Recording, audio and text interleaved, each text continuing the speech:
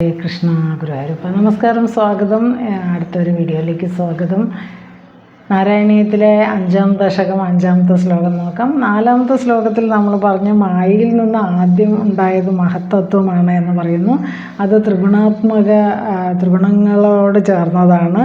അതിൽ തന്നെ അതിൽ സത്വഗുണമാണ് പ്രധാനം എന്നും അതിലൂടെയാണ് സർവ്വജീവികളും രൂപങ്ങളും ഒക്കെ ഉണ്ടായത് എന്നൊക്കെ പറയുന്ന ആ ഒരു വലിയ ഒരു തത്വമാണ് നമുക്ക് മനസ്സിലാക്കാൻ കഴിഞ്ഞത്. അപ്പോൾ ഇന്ന് നമ്മൾ നോക്കുന്ന ഭാഗം അതുപോലെ തന്നെയാണ്. മായയിൽ നിന്ന് ആദ്യമായിട്ട് അതിൻ്റെ കുറച്ചുകൂടെ വിശദമായിട്ടുള്ള കുറച്ച് കാര്യങ്ങളാണ്.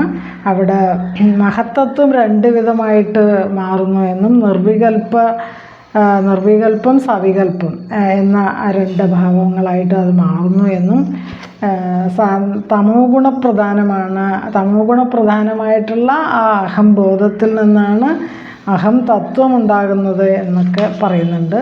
അതുപോലെ സവികൽപ്പ അഹം തത്വം അതിൽ നിന്ന് വ്യക്തികളും പിന്നെ രൂപങ്ങളും വർഗങ്ങളും ഒക്കെ ഉണ്ടാകുന്നു എന്ന് പറയുന്നു. അനേക രൂപങ്ങളും വ്യക്തികളും മനുഷ്യരും പക്ഷികളും അതെല്ലാം ഉണ്ടാവുന്നത്, ധനികരും പണ്ഡിതരും അങ്ങനെ വ്യത്യാസങ്ങളോടുകൂടി എല്ലാം ഉണ്ടാവുന്നത് ആ ഒരു സവികൽപ്പ തത്വത്തിൽ നിന്നാണ് എന്നും ഭഗവാൻ ഇതിൻ്റെയൊക്കെ ഒരു പ്രേരകൻ മാത്രമായിട്ട് പ്രവർത്തിക്കുന്നു എന്ന് പറയുന്നു. ഭഗവാൻ ഇതിന് പ്രേരകനാകുന്നതേ ഉള്ളൂ എന്ന് പറയുന്നുണ്ട്. അപ്പോൾ നോക്കാം, ശ്ലോകം 5 നോക്കാം, ഒന്ന് വായിച്ചൊല്ലാം.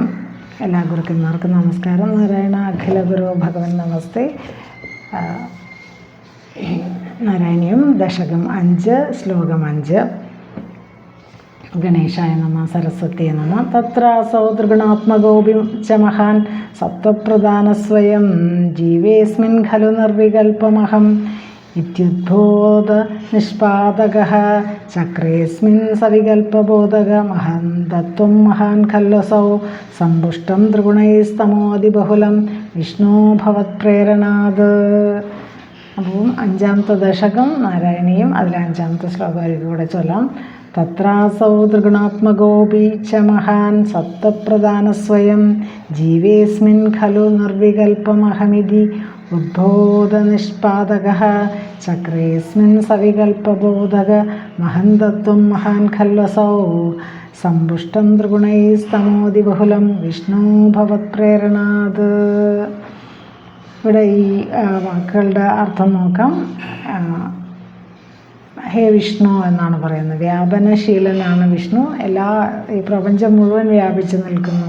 വ്യാപ്നോതി ഇത് വിഷ്ണു എന്ന് പറയും. അപ്പോൾ ആ വിഷ്ണുവിനെ പറയുന്നു, ഹേ വിഷ്ണു, വ്യാപനശീലനായല്ലോ ഭഗവാനെ, ഭവത് പ്രേരണാത്, അങ്ങയുടെ ഭഗവാന്റെ പ്രേരണ കൊണ്ട് തത്ര ആ മായാകാരി, മായ നേരത്തെ ഉദ്ഭവിച്ചു എന്ന് പറഞ്ഞല്ലോ കഴിഞ്ഞ ശ്ലോകത്തിൽ. ഭഗവാന്റെ ഈക്ഷണത്താൽ മായ ക്ഷോഭിച്ചു. അതിൽ നിന്ന് ആദ്യമുണ്ടായത് മഹത്തത്വമാണ് എന്നുള്ള അതുവരെയാണ് നമ്മൾ നിർത്തിയത്. അപ്പോൾ ആ മായാകാര്യത്തിൽ, അതാണ് ഇവിടെ തത്ര എന്ന് പറയുന്നത്. അസൗ മഹാൻ, ഈ മഹത്തത്വം. അപ്പോൾ അവിടെ ഉണ്ടായ മഹത്തത്വം ത്രിഗുണാത്മക അപി, അത് ത്രിഗുണങ്ങൾ ചേർന്നതാണ് എന്ന് നമ്മൾ പറഞ്ഞു. സത്വ രജസ് തമോ ഗുണങ്ങൾ ചേർന്നതാണെന്ന് പറഞ്ഞു. അതിൽ തന്നെ സത്വഗുണമാണ് പ്രധാനം. അതാണ് സത്വപ്രധാന എന്ന് അതിൽ പറയുന്നത്. സത്വഗുണപ്രധാനമായി തീരുകയാൽ അസ്മിൻ ജീവേ, ഈ ജീവനിൽ, ഭഗവത് പ്രതിബിംബമായ ജീവാത്മാവിൽ സ്വയം താനേ തന്നെ നിർവികൽപ്പം വികൽപ്പശൂന്യമാം വണ്ണം അഹം ഇതി ഞാൻ എന്നുള്ള ഉദ്ബോധ നിഷ്പാദക ഖലു, ഉദ്ബോധത്തിനു നിഷ്പാദകമാകുന്നു അത്രേ. പിന്നെ അസൗ മഹാൻ ഖലു, ഈ മഹത്തത്വം തന്നെ. അപ്പോൾ ഒരു മഹത്തത്വം ഉണ്ടായി എന്ന് പറഞ്ഞല്ലോ. ഭഗവാന്റെ ഈ നോട്ടത്താൽ മായ ക്ഷോഭിച്ച് അതിൽ നിന്ന് ആദ്യം ഉണ്ടായത് മഹത്തത്വമാണ് എന്നുള്ള വരെയാണ് നമ്മൾ കഴിഞ്ഞ ശ്ലോകത്തിൽ പറഞ്ഞു നിർത്തി. അപ്പോൾ ഇവിടെ പറയുന്നു, ഈ മഹത്തത്വം തന്നെ അസ്മിൻ, ഈ ജീവാത്മാവിൽ ത്രിഗുണൈ സമ്പുഷ്ടം അഭി, ത്രിഗുണങ്ങളാൽ സമ്പുഷ്ടമാണെങ്കിലും. അപ്പോൾ ആ മഹത്വത്വം തന്നെ ത്രിഗുണങ്ങളാൽ സമ്പുഷ്ടമാണ്. സത്വഗുണം, തമോ ഗുണം, രജോ ഗുണം, ഈ ഗുണങ്ങളാൽ സമ്പുഷ്ടമാണ് ആ മഹത്വത്വം. അങ്ങനെയാണെങ്കിലും തമോ അതിബഹുലം, തമോ ഗുണത്താൽ അതിബഹുലമായ പക്ഷേ അഹം തത്വത്തെ സവികൽപ്പ ബോധകമായി ചക്രയെ ഉണ്ടാക്കി തീർത്തു. അതിൽ തമോ ഗുണം അതിബഹുലമായിട്ടുള്ളത് കൊണ്ട് അത് സവികൽപ്പ ബോധകമാക്കി അതിനെ ആക്കി തീർത്തു എന്ന് പറയുമ്പോൾ ആ സവികൽപ്പ ബോധത്തിലാണ് ഞാനെന്ന ബോധം ഉണ്ടാകുന്നത് ഉള്ളത്. അതിലൂടെയാണ് വ്യക്തികളും വർഗങ്ങളും അതുപോലെ അനേകം രൂപങ്ങളും സസ്യങ്ങളും മനുഷ്യരും ജീവജാലങ്ങളും അതിൽ തന്നെ മനുഷ്യരിൽ തന്നെ പണ്ഡിതരും ധനികനും പിന്നെ അങ്ങനെ എല്ലാ തരത്തിലുള്ള രൂപങ്ങൾ ഉണ്ടായത് എന്നുള്ള ആ ഒരു സൃഷ്ടിയുടെ ഒരു വിശദമായ കാര്യമാണ് പറയുന്നത്. അപ്പോൾ ഒന്നും കൂടെ അതിനെക്കുറിച്ച് പറയാം.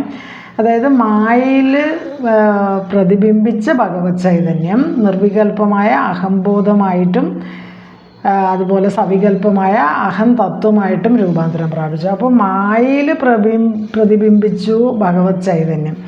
ആ ഭഗവത് ചൈതന്യം രണ്ടായിട്ട് മാറി. അതായത് നിർവികൽപ്പമായിട്ടുള്ള അഹംബോധമായിട്ടും മാറി, സവികൽപ്പമായിട്ടുള്ള അഹം തത്വമായിട്ടും മാറി. അവിടെ മായയിൽ നിന്ന് ആദ്യം മഹത്തത്വം ഉണ്ടായി എന്ന് ആദ്യം പറഞ്ഞല്ലോ. അത് സത്വരജസ് തമോ ഗുണപ്രധാനമാണെന്നും പറഞ്ഞല്ലോ. അതിൽ തന്നെ സത്വഗുണമാണ് അവിടെ കൂടുതലായിട്ട് അതിലുള്ളത്. പക്ഷേ അതുകൊണ്ട് തന്നെ രൂപം കൈക്കൊള്ളാൻ വേണ്ടി മറ്റു ഗുണങ്ങളെ ആശ്രയിക്കുന്നു സത്വഗുണം. സത്വഗുണം എന്ന് പറയുന്ന പ്രകാശരൂപമാണ്, ജ്ഞാനരൂപമാണ്. അപ്പോൾ ഇവിടെ ഭഗവത് പ്രേരണ കൊണ്ട് ജീവാത്മാവിൽ അഹം എന്ന ഒരു ഉദ്ബോധനത്തെ ഉണ്ടാക്കി എന്ന് പറയുന്നുണ്ട്. അങ്ങനെ നിർവികൽപ്പം എന്ന പദം പറയുന്നത് ഞാൻ എന്ന ബോധമുണ്ട്, എന്നാൽ ഞാൻ ദേവനാണ്, ഞാൻ മനുഷ്യനാണ്, ഞാൻ മൃഗമാണ്, ഞാൻ വൃക്ഷമാണ് എന്നിങ്ങനെ ഭേദബുദ്ധിയില്ല. അങ്ങനെ ഭേദബുദ്ധി വരാത്ത ആ ഒരു ബോധമാണ് നിർവികൽപ്പ ബോധം. ഇപ്പോൾ എല്ലാം നിർവികൽപ്പ സമാധി എന്നൊക്കെ പറയുമ്പോൾ അവിടെ എല്ലാം ഒരേ ഒരു ആ ചൈതന്യം മാത്രം കാണുന്നതാണ് നിർവികൽപ്പ സമാധി. അതുപോലെ ഇവിടെ നിർവികൽപ്പം ബോധം എന്ന് പറയുമ്പോൾ ആ നിർവികൽപ്പ ആ ഭാവത്തിൽ അവിടെ ഞാൻ മനുഷ്യനാണ്, മൃഗമാണ്, വൃക്ഷമാണ് എന്നിങ്ങനെയുള്ള ഭേദബുദ്ധി ഇല്ല എന്നും അവിടെ ഒരു അഹംബോധം മാത്രമേ ആ ഘട്ടത്തിലുള്ളൂ എന്നും പറയുന്നുണ്ട്. അതുപോലെ തന്നെ ഈ ത്രിഗുണങ്ങളോട് കൂടിയിട്ടുള്ള ഈ മഹത്വത്വത്തിൽ ഭഗവാന്റെ പ്രേരണ മൂലം തമോ ഗുണ പ്രാധാന്യം ലഭിക്കും. തമോ ഗുണത്തിന് പ്രാധാന്യം വരുമ്പോൾ അവിടെ സവികൽപ്പ ബോധം ഉണ്ടാകുന്നു. അഹംതത്വം, സവികൽപ്പ അഹംതത്വം ഉണ്ടാകുന്നു. അപ്പോൾ രണ്ട് തരത്തിലുള്ള അഹംതത്വം ഉണ്ടാകുന്നു. മഹത്തത്വത്തിൽ നിന്ന് നിർവികൽപ്പ തത്വവും അതുപോലെ സവികൽപ്പ തത്വവും. ഇവിടെ സവികൽപ്പ അഹംതത്വം ഉണ്ടാവുന്നു എന്ന് പറഞ്ഞല്ലോ. ആ ഒരു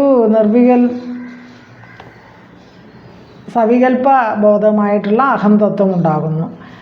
തമോ ഗുണ പ്രാധാന്യമാണത്. അതിൽ അപ്പം നേരത്തെ സവികൽപ്പ അഹംതത്വം എന്ന് പറഞ്ഞു, അത് സത്വഗുണ പ്രധാനമാണ്. ഇവിടെ തമോ ഗുണപ്രധാനമാണ്. നിർവികൽപ്പമായ അഹംതത്വത്തിൽ ഞാനെന്ന ഭാവമുണ്ട്, എന്നാൽ സങ്കല്പവും അരൂപവും അവ്യാകൃതവുമാണ്. പ്രതിബിംബത്തെ അറിയുന്നു, പ്രതിബിംബത്തിൽ നിന്ന് മറ്റൊന്നാണ് എന്ന് ധരിക്കുന്നു, ബിംബത്തിൽ നിന്ന് ഭിന്നമാണ് എന്ന് ധരിക്കുന്നു, അത്രയേ ഉള്ളൂ. അപ്പോൾ സവികൽപ്പമായ അഹംതത്വത്തിൽ ഞാൻ എന്ന ബോധം, വർഗം, വ്യക്തിയുടെ സവിശേഷതകൾ ഇതൊക്കെയായിട്ട് ബന്ധപ്പെട്ടിരിക്കുന്നു. സവികൽപ്പമായ അഹംതത്വത്തിൽ ഞാനെന്ന ബോധം, വ്യക്തിയുടെ സവിശേഷതകൾ ഇതൊക്കെയുണ്ട്. അങ്ങനെ വൈവിധ്യത്തോടുകൂടി ഈ സവികൽപ്പമായ അഹം തത്വത്തിൽ നിന്ന് അസുരന്മാർ, ദേവന്മാർ, യക്ഷന്മാർ, ഗന്ധർവന്മാർ, മനുഷ്യർ, മൃഗങ്ങൾ, അതുപോലെ തന്നെ പണ്ഡിതൻ, പാമരൻ, ധനികൻ, ദരിദ്രൻ, അങ്ങനെ വ്യത്യാസമായിട്ട് പലതരത്തിലുള്ള ധർമ്മചിന്തയും അധർമ്മചിന്തയും ഒക്കെ ഉള്ള അഹങ്കാരം അല്ലെങ്കിൽ അഹംബുദ്ധി ഉണ്ടാകുന്നു. ഈ വ്യത്യാസങ്ങൾ ആളുകൾ തമ്മിലും രൂപങ്ങൾ തമ്മിലും ഒക്കെ വ്യത്യാസവും വരുന്നത് അതിലുള്ള ധർമാധർമ്മ ചിന്തകളെയും അതുപോലെ തന്നെ അതിൽ വ്യാപ്തമായിരിക്കുന്ന അഹങ്കാരം അല്ലെങ്കിൽ അഹംബുദ്ധി അതൊക്കെ കൊണ്ടാണ്. അപ്പോൾ ഭഗവാനൊക്കെ ഇതിന് ഒരു പ്രേരകനായി ആകുന്നു എന്നേ ഉള്ളൂ, ഭഗവാൻ അതിൻ്റെ പ്രവർത്തകനല്ല എന്ന് പറയുന്നു. സവികല്പമായ അഹംതത്വത്തിൻ്റെ പരിണതി അപ്പം നമ്മൾ ഇനി ഇതിൻ്റെ കുറച്ചും കൂടെ ഡീറ്റെയിൽ ആയിട്ടുള്ള കാര്യങ്ങൾ അടുത്ത ശ്ലോകങ്ങളിൽ പറയുന്നുണ്ട്. അപ്പോൾ ഇവിടെ പറഞ്ഞത് എന്താണെന്ന് ചോദിച്ചാൽ മഹത്വത്വം രണ്ട് വിധത്തിൽ തിരിഞ്ഞ്, അതായത് നിർവികൽപ്പം എന്നും സവികൽപ്പം എന്ന ഭാവം ഉണ്ടാവുന്നു. നിർവികൽപ്പ തത്വത്തിൽ ഞാനെന്ന ഭാവമുണ്ട് എന്നും സവികൽപ്പ തത്വത്തിൽ ഞാനെന്ന ബോധം വർഗങ്ങളായിട്ടും വ്യക്തികളുമായിട്ടും ഒക്കെ ബന്ധപ്പെട്ടിരിക്കുന്നു. അതിലൂടെ അനേകം രൂപങ്ങളും സസ്യങ്ങളും മനുഷ്യരും പണ്ഡിതരും ധനികരും ഒക്കെ ഉണ്ടാകുന്നു. ഇതൊക്കെ ഭഗവാന്റെ പ്രേരണ അയാൾ മാത്രമാണ്, എന്നാൽ ഭഗവാൻ അതിൽ പ്രവർത്തിക്കുന്നില്ല എന്ന് പറയുന്നുണ്ട്.